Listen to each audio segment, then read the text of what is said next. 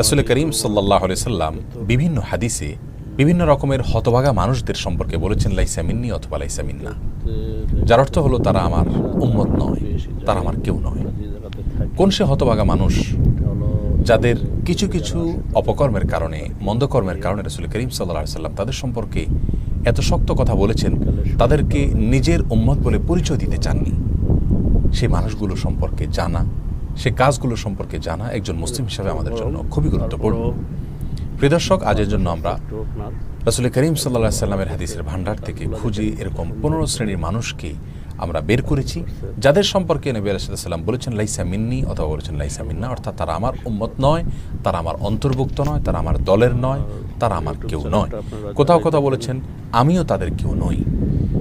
তবে এখানে বলে রাখি যে নবী সাল্লাল্লাহু আলাইহি সাল্লামের এই উক্তি, অর্থাৎ আমার কেউ নয় তারা অথবা আমি তাদের কেউ নই, এ কথা বলে তিনি তাদেরকে সব ক্ষেত্রে ইসলাম থেকে খারিজ হওয়া বোঝাননি।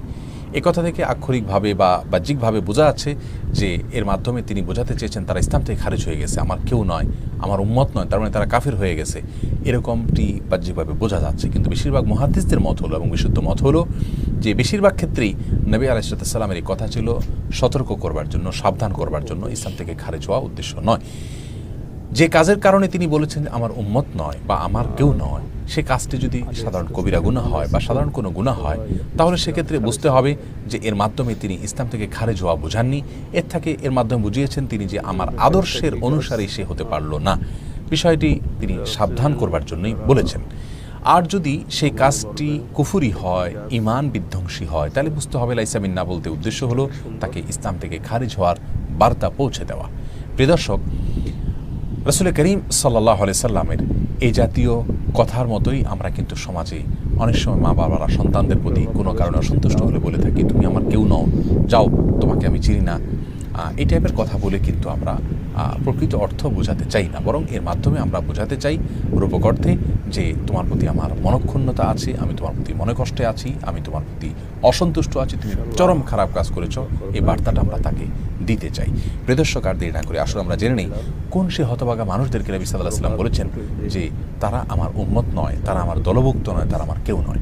এদের ভিতরে সর্বপ্রথম যে ব্যক্তির কথা বলবো তার কথা বর্ণিত হয়েছে বুখারীতে এবং নাসাঈতে এবং বিভিন্ন হাদিস কিতাবে। সে ব্যক্তি হলেন ওই ব্যক্তি যিনি কোনো বিপদ আপদে, বিশেষ করে কোনো প্রিয়জন এর মৃত্যুতে তিনি ধৈর্যহারা হয়ে যান এবং ধৈর্যহারা হয়ে জামা কাপড় ছেড়েন এবং মুখ চাপড়ান, বুক চাপড়ান এবং নানা রকম আপত্তিকর মন্তব্য মুখ দিয়ে করেন ধৈর্যহারা হয়ে।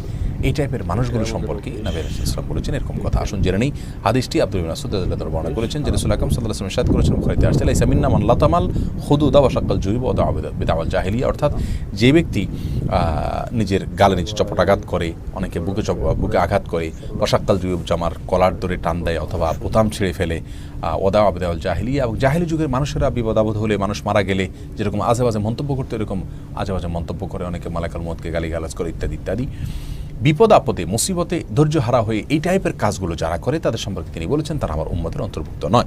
নাসাঈ বর্ণনায় আসে তিনি বলেছেন লাইসা মিন্না মান সালাকা ওয়া হালাকা ওয়া মান খারাকা, যে ব্যক্তি জোরে জোরে চিৎকার করে কান্নাকাটি করলো কোনো মানুষের মৃত্যুতে বা বিপদে, সাধারণভাবে কান্নাকাটি নিষেধ নয়, কিন্তু চিৎকার করে করে কান্নাকাটি করা, চেঁচামেচি করা, ওয়া হালাকা, এবং যে ব্যক্তি মাথার চুল চেঁচে ফেললো, ওয়া মান খারাকা, যে ব্যক্তি জামা কাপড় ছেঁড়াছেড়ি করলো, এই ব্যক্তি আমার উম্মত হতে পারে না। এই হাদিসগুলো থেকে আমরা যে বার্তাটি পাচ্ছি তা হলো একজন মুমিন হিসেবে আমাদের সবর করা উচিত। বিপদ আপদে, কোনো প্রিয়জনের মৃত্যুতে, যে কোনো ধরনের সমস্যায় আল্লাহর ফয়সালার প্রতি সন্তুষ্ট হয়ে সেটাকে মেনে নেওয়া উচিত।